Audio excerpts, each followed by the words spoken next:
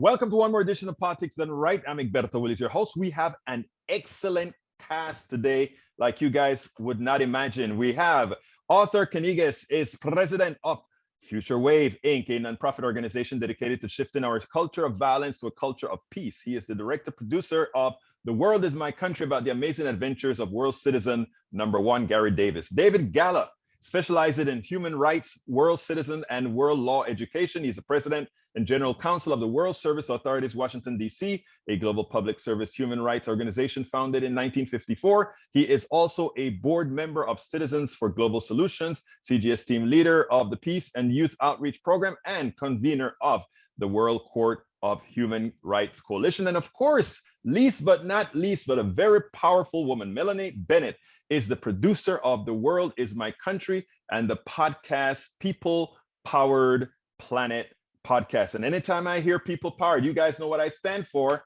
You are my hero. But anyhow, let's go ahead and get our folks to introduce themselves. Melanie, tell me a little bit about yourself. Well, I've been excited to be a part of the solution of stopping war and having world peace for quite some time, and have enjoyed being part of the World is My Country project, and I'm very excited to be here. So thank you. Excellent job. David, talk to me. Yes, Egberto. Yeah, I'm delighted to be here. Thank you for having us today.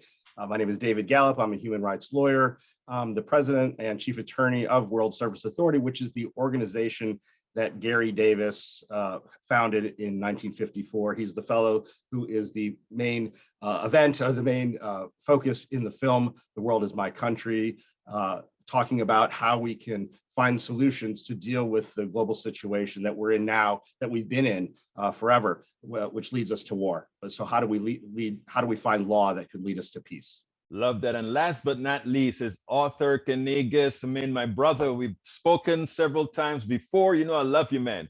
Talk to me. Love you so much, and your show, and your wonderful daughter, and just your terrific presentation to the world. Yes, I, as you mentioned, am the director of the film The World is My Country, and Gary Davis was a good friend of mine for a quarter of a century, and he was world citizen #1. And our film is introduced by Martin Sheen, who fell in love with Gary when he heard Gary's story and just said, you know, the world has to have this story. He calls it a roadmap to a better future. And, you know, Gary started off, he was a song and dance man on Broadway, Danny Kaye's understudy. And then he's ordered to bomb the city of Brandenburg. And he sees the footage, the people he's killed in their homes and schools and factories, and his own brother's killed, and his heart is broken. He says, well, you'll see, I'll play you a little clip. He says, why wasn't I arrested for bombing people and blowing them up in their homes anywhere in the world? Every country in the world, murder is illegal, and outside it, it's not illegal. We can just go blow up people anytime this is crazy. And this sent him on his mission. So at some point when you're ready, we could even start off with a little clip about let's him. go ahead and play that clip right now. All right. Then I read Tom Paine's The Rights of Men. Tom Paine made that famous statement, my country is the world. So if the world is our country, this is too simple really, if the world is our country and we claim it, and we raise our allegiance to that level, to the top level, no more fictional borders. That's the key. And therefore, no more wars. Suddenly, it becomes very clear to me. I didn't get arrested for bombing cities because there's no law against it.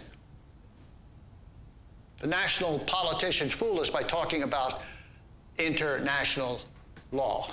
But treaties are just deals between sovereign nation states, which can be broken, and are, all through history. There before his cabinet, President Coolidge signed for the United States a treaty designed to outlaw war. Because there's no police force to enforce them. In other words, very simply, no world law. And that hit me like a ton of bricks. And that, folks, is why we fought World War II. A war between the nations, not between us, the peoples. If we'd had world law, we could have eliminated the global lawlessness, the world anarchy that gave rise to Hitler and the Holocaust, and my brother would be alive today. There never was a war in history easier to prevent by timely action than the one which has just desolated such great areas of the globe. It could have been prevented, in my belief, without the firing of a single shot. Now, when Kansas and Colorado have a quarrel over the water in the Arkansas River, they don't call out the National Guard in each state and go to war over it. They bring a suit in the Supreme Court of the United States and abide by the decision. There isn't a reason in the world why we cannot do that internationally. It'll be just as easy for nations to get along in a republic of the world as it is for us to get along in the Republic of the United States. When I finally realized that world law is essential for the very survival of humanity, I knew I had to take action. But what? I'm an actor.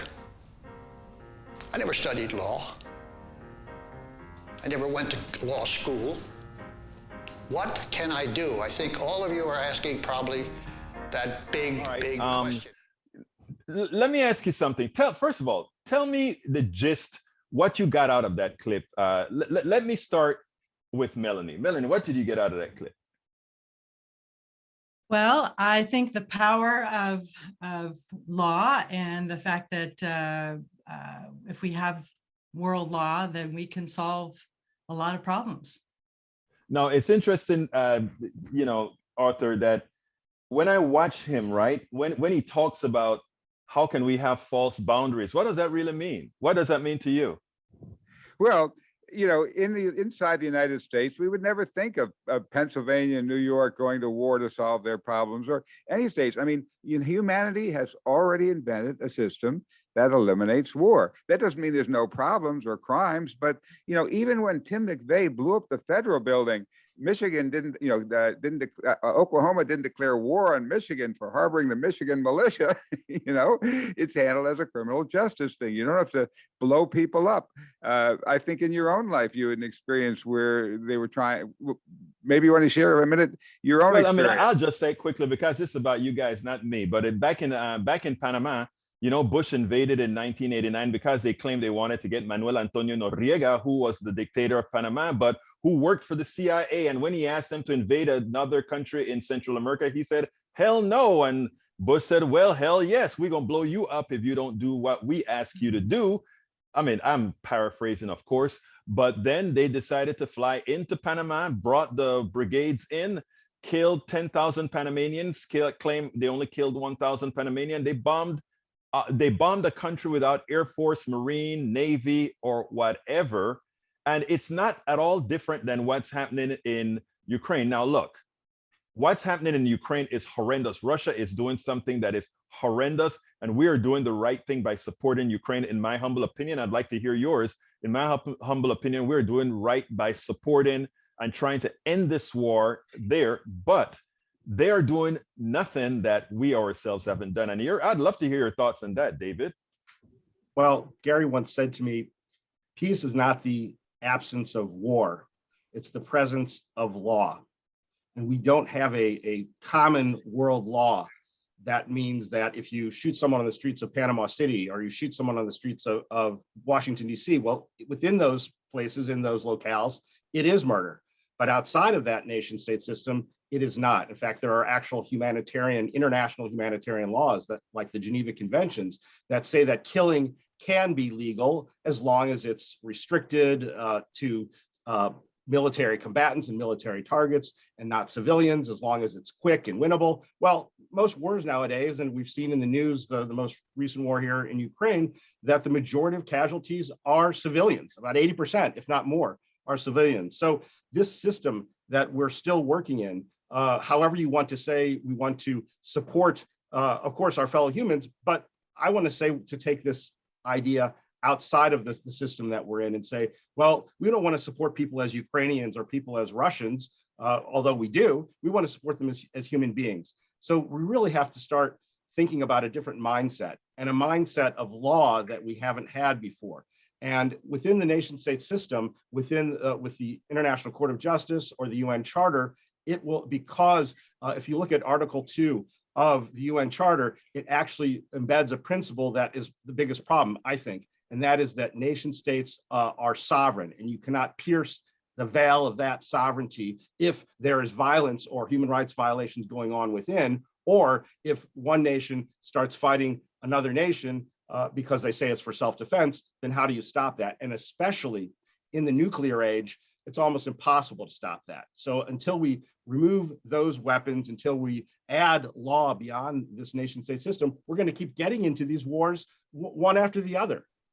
But we know one of the countries that we would least want to be a part of the excluding the exception for not exception, but what the nation state is, or the sovereignty of a nation state, is the United States. I mean, we are not even part of the World Court. I mean, the Hague, is that correct? The International Criminal Court. Yeah. Yes, the U.S. Is signed on to the International Court of Justice, which is, I mean, excuse me, the International Court, Court of Justice in The Hague, which is the body of the UN, and that body has already ruled that this war in Ukraine is illegal and ordered Russia to stop. And of course, Russia is actually legally compelled. It's illegally enforced. It's illegally, but it's legally bound. But there's no cops to enforce it, as Gary said. Even though, like Kellogg-Briand, it is a legal pact they're part of. But there's also another thing called the International Criminal Court, which makes the individuals who do this, like an individual, like Right. Putin or anyone who orders a war crime, that individual can be prosecuted. And that has been used effectively against some of the African dictators who've hit crazy wars. But when it comes to the powerful countries, they just refuse. But we are not signatory to that. As maybe I got it wrong, but if I'm not mistaken, we are not signatory, nor is Russia to that, correct? David, do you know that from the International Criminal Court? The International Criminal Court, the U.S. has not ratified that Treaty of Rome, meaning that they're outside, and I don't think Russia has either. So that means that they can't, the leaders of those countries cannot be taken to task or prosecuted in that court. And of course, if they tried, well, that's certainly when perhaps nuclear weapons would start to be dropped, maybe even on The Hague. Now I'm going to go off. I'm going to go a sideways topic just because I love the title of her podcast, People Powered Planet Podcast. So what can we do, Melanie, where we can start trying to get our leaders to be a bit less state sovereign and more world cooperative, if you will? After all, it's a people powered planet, right? Right. And what I'd like to add to that, how to get people to change? Well, I would note we have a system scientist that's incredible, Riane Eisler. She wrote the book, The Chalice and the Blade, among many, many other books, and incredible work. And what she has found is that we're in a system, we're in a domination system, basically. There are societies today that are more partnerism. So there's a social scale. On one side, you have the domination societies where there's a hierarchy, there's in and out groups, there's force and fear. Why don't you give us some example of what you call a dominating society and a more cooperative society? Okay, for example, you have the United States, very hierarchical, very dominating, very violent, unfortunately. And then you have the Nordic states. There's Norway, for example, Sweden, where there's more, one thing you might notice, there's more women in government, where there's more equality of the genders, which is very helpful. And there's more caring. People have parental leave, whether they're male or female. It's very exciting. So they're more geared towards the partnerism system. I want to expand on that, because you hit on something that I think is very important, and it applies here to the United States.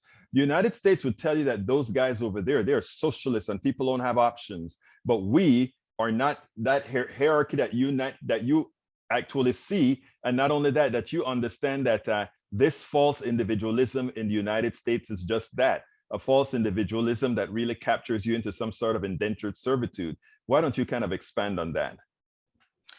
Well, so I think what you're saying is that there are a lot of societies today that have this domination system.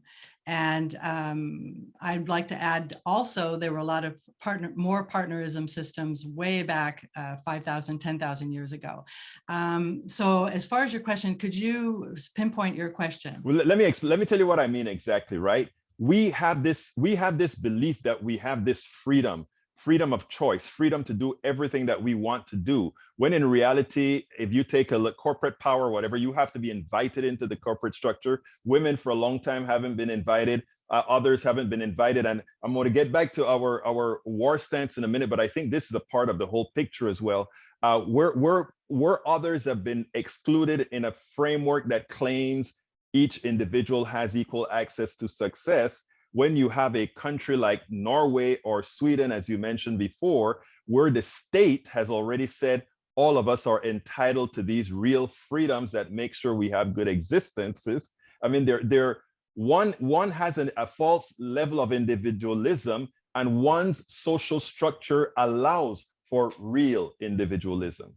That is such an interesting point. Yes, I would just say from my experience, I think we all get inculcated with this information and we believe it's kind of, you would just say propaganda. So here I thought I was okay and I was women were doing great, but then you find out, my goodness, we're not really in government. And you just, when you start to really focus on that, you really see it everywhere where, my goodness, I really don't have rights. And then to really find out, okay, I do have more rights because I am white, and just that feeling and bringing that into your heart, how much that is there. And when you don't notice it, I think it's just the question of kind of what you're taught as a child. And that's Rion Eisler speaks about that. So it is just a belief system, and once you're brought out of it, then it's really opens your eyes. So yes,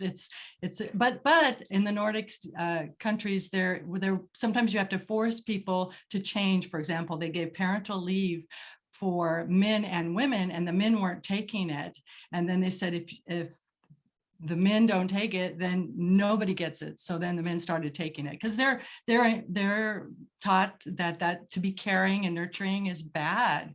So I think we all just get sucked in by this. And I want to tie that now into Ken. I know you want to say something, but I want to kind of tie you into a part of this discussion that I think is important. I think we are talking about wars, etc. That which, yes, but I think as people mature and get smarter and realize that they've been had, isn't that one of the reasons? And if you even take a look at Ukraine, people realizing that the things that they want and the dominant structure that Melanie has been talking about wants to remain dominant, and they cannot see this new thing, and they're going to execute. I mean, here in America, we have had a class that wanted to remain dominant, and that's why it's a warring class. Expand on that, if you will, and then tell me what it is that you want to add to that.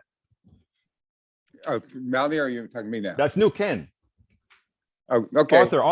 Oh, okay. Yes. Okay. Well, first of all, yes, I think that the key to developing this, what Melanie was talking about in our podcast, the People Powered Planet podcast, is that all around the world, people basically want the same kind of things. They want peace, they want freedom, and they're manipulated. We're locked in these boxes called nation states, and the corporations are acting globally. Originally, the corporations were under the people. And in Jefferson's day, they had a 20-year charter to serve the people. But then they said, oh, if you try to regulate us, try to tax us, we'll go abroad. We control our pollution, we'll go abroad. So they gained all the power, they gained all the money, and they're all running the world. And they keep us divided in these boxes. But there's a superpower waiting to emerge that can stop all these wars and everything. And that superpower is the will of the people of the planet. Every single constitution starts with, almost every constitution starts with, it's based on the will of the people. The people, we the people of the United States, we the people of these other countries. And basically, when we, the people, break out of that nation state box, when we stop thinking we have to solve the problem by convincing our leaders, begging and pleading our leaders, and realize that these guys are working for us, we created them. And the Gary came to an amazing realization. You know, it wasn't called the application for independence. They didn't say to Britain, oh, please, Bell, come on, give us independence. We'll lobby, we'll write more letters, we'll plead and beg. They declared independence. They did it. We, the people of the United States, have to declare a government of, by, and for the people of the earth. And Gary took the amazing step of actually doing that. And David down there in Washington is part of that government that issues world passports, world IDs, and so on. It's the very beginning stages, but it's a shift in our idea, in our concept. When we stop thinking of ourselves as the governed and think of ourselves as the governors of this small planet, when we realize that we're the sovereigns who create it, and we start creating, using these incredible tools of the internet to start creating ways that we, the people, can actually begin to enforce world law. We can say, okay, you know, your company's going to violate world law and support this thing. Then we go through the supermarket, we scan products. Oh, this is a world law violator. We won't buy that. We apply for jobs. Oh, we won't apply. They're a world law violator. Load the ships. No, we won't load the ships. You know, ship the stuff. I mean, we the people have the power. They all get their power from us. If we withhold it and take it up to the world level and create what Gary called the people-powered planet, we are the superpower and the only superpower that can save us. You know, in our film, I asked Leonardo DiCaprio. I talked with him and I said, you know, in the movies, you know, at the last minute when things look impossible, a hero comes along and saves the day. Who's the hero who can save us?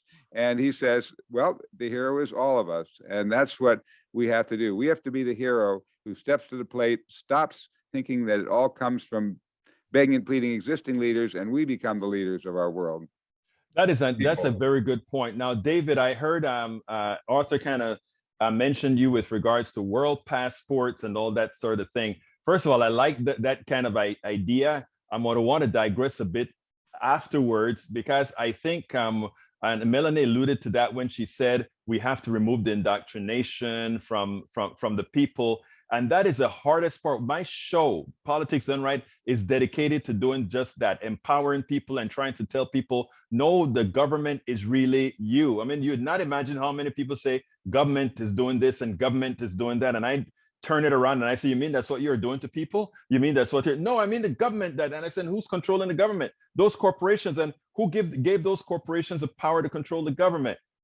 Guys, you have to assert your worth. You have to assert your power. I love this discussion. I love what Melanie is doing with the People Podcast. I love what Arthur is doing with the movies that he's putting out. But man, we got to work better at actually pushing the message and making sure it gets there. David, tell us about some passports and tell me some more. Well, sure. I mean, just to follow up both on what Melanie and Arthur were saying, if our rights to life, liberty, and the pursuit of happiness are not being met, if they're not fulfilled, we, the people, have the right to create new government. That's what the Declaration of Independence said. We really need a declaration of interdependence, one where we, the people of the planet, come together. And that was wow. I like that, the Declaration of Interdependence. Hey, did you give Arthur that line to put in one of his movies, man? maybe on the hopefully there's going to be more films, more shows that relate to this story of World Citizen #1, and maybe something like that will appear in one of those shows. But yeah, no, the point of me saying that, not just to have a soundbite, but to say, really, we have one home. It is planet Earth. It is our only home. We can't yet easily get out into space. So if we don't protect it here, like Gary said to me, David, if you were given a choice to die to save humanity, would you? And I'm like, So it was sort of a trick question, because the point is, if I don't die, to save humanity, humanity's going to die. But if humanity dies, I'm going to die with it anyway. So, but I like to turn that around and make it positive and say, why, quote unquote, fight and die for a country when you can love and live for humanity and the earth? And that was really what Gary Davis was all about. That's really what the work at World Service Authority is about. In fact, this passport behind me, or here it is actually in my hand, this World Passport, in a sense, is a tool of love, a tool of peace, a tool of human rights that brings people together. And if I can take it just a quick moment, I would love to read just this short email from a fellow, which to me just says so much about the situation we're in. And so I'm going to change the names to protect this person's situation. But he says, "Hi, my name is Ivan. I'm in the center of Kyiv, in the very center of the war in Ukraine. I came here before the war and found myself in captivity of my own house, since going out in the street is deadly. I am from Russia. I have Russian citizenship, and at this time I am risking getting shot in the street if I show my passport. I am against the war in Ukraine. I supported the Ukrainian army because now they will not accept me in Russia either. All my life, I considered myself a man of the world, and I fully share the ideology of your organization. I always wanted to get such a passport, but there was no reason. It seems that day has come. In connection with recent events, I would like to give up my Russian citizenship and, as a matter of principle, use your passport until I receive asylum in another country. Please tell me, can you help me?" So it's that kind of letters that we're getting, and requests from both people in Russia, as well as this person was a Russian person in Ukraine, as well as Ukrainians. But that's not it. I mean, we get letters from the Rohingya refugees who fled Myanmar, Yemeni refugees who fled. I mean, why are we just talking about Ukraine now when there's all these other wars that are still going on? You know, Central African Republic, in Ethiopia, in Afghanistan still. Violence and war is going on every day, and it's the system that we need to change. We need to rule the law. Rule the world by the force of law, not by the law of force. I love that. Before I go to author, that world passport, does it have any legalities behind it? Yes, of course. The legality can be found both under international treaty law, customary international law, and actual usage. So the world passport gets its basic underpinnings from Article 13 and Article 6 of the Universal Declaration of Human Rights. Here's what it looks like, and anyone can request a copy of it from us. Article 6 says everyone has the right to recognition everywhere as a person before the law. So everyone, everywhere, that's all humanity, right? And Article 13 says everyone has the right to freedom of movement and residence within the borders of each state, and everyone has the right to leave any country. So when you put those rights together, it means we humans have the right to travel freely. So my question, I repeat my question, can Sure. I take that world passport and go to any country in the world? Well, certainly that would be the ideal goal. If we're not there yet, so I would have to tell you there's been about 96% of all countries have actually stamped world passport holders passports with visa, entry, and exit stamps, but not all the time. And that's why World Service Authority has a legal advocacy team, so that if someone is detained at a border, or if they're refused entry or refused a visa, we jump into action, writing legal letters or legal briefs to support those people. I have to say, it's not always recognized. Gary Davis would say, look, it is a tool, like any tool. Like if you go to the hardware store and ask the hardware store owner, does that hammer on the shelf work?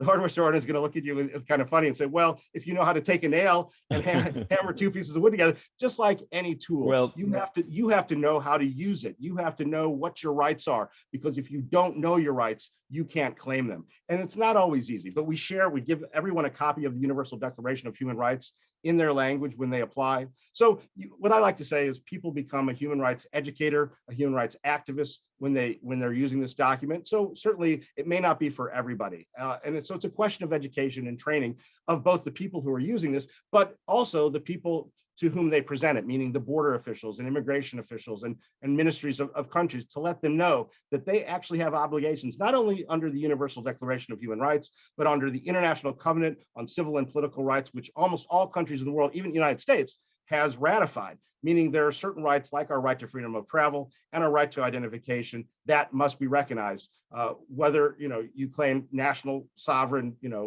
national security or other issues.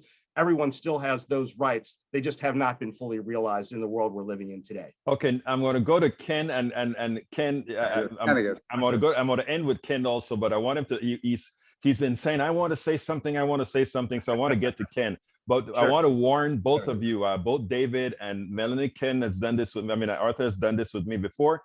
Be thinking of the thing that you would have liked me to ask you that I hadn't asked you, because it's the last question to each. So anyway, Ken, let me hear what you're trying to say, and then I'll come to you last for that last question, which means you get a little bit more time than anybody else to come up with something. Go ahead. It's Arthur Kanegis, by the way, I was just going to say, in light of David's letter, that I spoke to the President Landsbergis, who was the first head of state of Lithuania, which was the first country to break away from the Soviet Union. And they did it with a singing revolution where only less than 17 people or so got killed rather than all these other people. And they succeeded in defeating the incredible Soviet army just because they kept greeting them everywhere they went with their tanks and everything, with people singing, and no one would fight them and they couldn't do anything. And they finally had to just leave. But anyway, once he broke away, he said the only passport he had was this Russian passport, and he wanted to travel. So Gary Davis gave him a world passport 2 weeks after he became head of state. And he said, I interviewed him. He said, so I wanted to travel. I wouldn't use the old Soviet passport. So he said, I go to the border. I give them the world passport and they stamp it. He laughed. He thought that was so great. And he actually traveled with the world passport. And there are actually two of the heads of state of breakaway nations who use the world passport as their only passport. So it is very relevant to the struggle that's happening right now in the world with Russia. And again, it doesn't matter who's right and who's wrong in any of these wars. There's always a right side and always wrong. And every country, it's always the other guy who's the right side and the wrong side, and they're the right side. We have to come to a system of world law. We have to change the system, not change the players. It's not bad apples. It's a bad system. We're running on time now, author. And by the way, I do know your author. Please don't. I kept doing Ken because the K is right there. But I do know who I'm talking to. Thank you very much. I'm sorry. All right, let's see. Melanie, give me your closer. Yes. What would you have liked me to ask you? Oh, well, as Arthur said, the system is what we need to change. And we need to have world law. We need to have murder illegal wherever in the world, all over the planet. It's illegal. And I'd like to invite people. We have a fantastic opportunity. One of the cornerstones of moving from a domination system is stories. And that's what we have, an amazing story about Gary Davis, The World is My Country. It's going to be playing on Link TV, broadcast to 31 million people. And you can be a sponsor. So we have 1 minute only for people that they can be a sponsor before the movie. So contact us. I'll go ahead and give you our email. It's futurewavefilms@gmail.com. Join us. It's quick. It's this year, so we're going to get our sponsors quickly, and we're going to get it out to the world. So thank you for having us. Go for it, David. Yeah, sure. Well, we've mostly talked about law today and the lack of law at the world level. But I want to know for your viewing public, what does it mean to be a world citizen? And people might fear that term because they might think that means giving up some lower or other allegiance, but it's not. When you, for example, register as a world citizen through World Service Authority, you're not giving up anything. You're just adding that higher awareness of our link to humanity and the earth. As world citizens, we have rights and duties to each other and to the planet. And whether it's war, whether it's climate change, whether it's injustice or nuclear weapons, or you name any, or the pandemic, any other global issue, unless we start dealing with those global issues as world citizens, as human beings first, then nothing else will matter. We have to come to those solutions that are global, that link us all as world citizens together. Close her out, Arthur. Well, I would say the question is, how can I get to see this movie? And yes, you can go to theworldismycountry.com. Theworldismycountry.com. You can click on where to watch, and you can there are several ways that you can watch it from there. And you can also email Melanie, as she mentioned, if you want to be one of the sponsors or supporters. If you're going to be a sponsor or supporter, we'll give you a free link to watch it, so you can come aboard and join us. There's both a TV version that's 1 hour, a little less than an hour, and then there's the full theatrical version that's even better and has some much more about David and the world passport and so on in it. So we encourage you to watch that version. Yes, join us, watch the film, and discover your power as how you can be the key in helping to create the people power planet. The young people today can be the Dolly and James Madisons of inventing a whole new way of running our world. It didn't stop in 1776. We, the people, have to invent government. Jefferson said that, and he said, and we've got to do it, folks. Arthur Kanegis, David Gallup, and Melanie Bennett, thank you so kindly for having been on Politics Done Right. I will definitely do this again. Thank you. Thank you so much. Wow. Thank you. We spend a lot of time deconstructing the news, trying to parse it into a form that everybody can understand. We try to find those little nitpicks where it flies above the fray, etc. If you really like these videos that we do, I want to ask a big favor. Please go ahead, number one, subscribe to our channel, and number two, please join if you can. Thank you so kindly for watching. Keep watching. Please remember to share. We must populate the entire internet with our progressive message, a message that we know is what most Americans say that they want. So help us, please join.